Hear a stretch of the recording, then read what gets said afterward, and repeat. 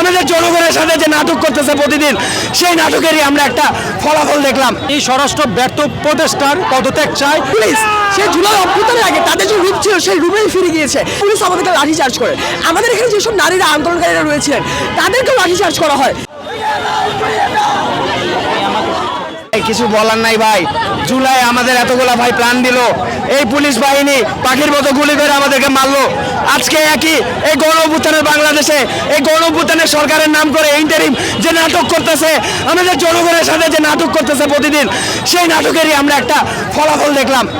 আমার বোনের উপরে বুটের চাপা পড়তেছে, আমার আদিবাসী বন্ধুরে টার্গেট করে পুলিশ মারতেছে। ডিবির সিভিল পোশাকে আইসা ডিবি আইসা পুলিশের পরিচয় দিয়ে আমাদের উপরে গুন্ডা বাহিনী যেভাবে আক্রমণ করতো, সে একই প্রক্রিয়া আক্রমণ করতেছে। কোথায় যাব ভাই, কোথায় যাব আপনারা বলেন?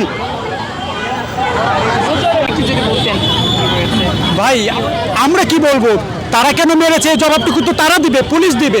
এই সরকার আমাদের ভাই বোনদের ভাই আমাদের এই সরকার আমাদের ভাই বোনদের লাশের উপর রক্তের উপর প্রতিষ্ঠিত সরকার।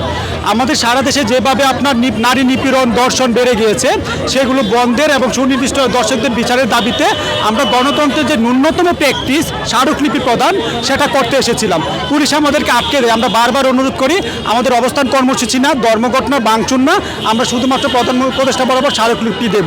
সেইটুকু বলতে না বলতে তারা আমাদেরকে দেখে এইভাবে নির্মমভাবে তারা আমাদেরকে আক্রমণ করেছে। আমাদের নারী শিক্ষার্থীদেরকে তারা আপনার মাটিতে ফেলে বুলেট দিয়ে পদদলিত করেছে। আমাদের আদিবাসী বাহিনীর একটা অঙ্কে সে টার্গেট করে 20-25 জন পুলিশ মিলে রক্তাক্ত করেছে ভাই। এখন আমরা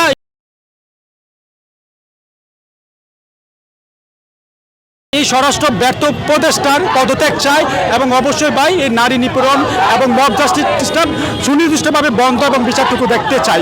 হয়েছে বলতে ধর্ষণ ও নিপীড়ন বিরোধী প্ল্যাটফর্ম থেকে আমাদের আজকে প্রতিলিপি স্মারকলিপি পেশের জন্য মিছিল ছিল।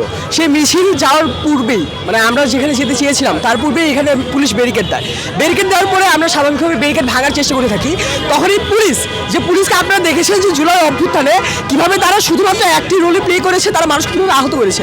সেই একই পুলিশ আজকে যখন আমরা নাগরিকরা নিজেদের অধিকারের জন্য, নিজেদের নিরাপত্তার জন্য এখানে আসলাম স্মারকলিপি পেশ করতে, যাতে ধর্ষণ না হয়, যাতে ধর্ষণকে যাতে কমানো যায় দেশে, যাতে প্রত্যেকটা নাগরিক নিরাপত্তা পেতে পারে, সেখানে পুলিশ আমাদেরকে লাঠিচার্জ করে।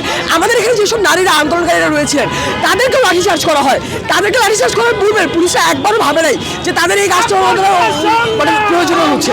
এখন আমরা দেখতে থাকি যে কীভাবে পুলিশ সে জুলাই অভ্যুত্থানের আগে তাদের যে রূপ ছিল সেই রূপেই ফিরে গিয়েছে, কিভাবে এখনো নাগরিকদের একটা ন্যায়সঙ্গত দাবিতেও তারা দমন পীড়নি চালিয়ে যাচ্ছে।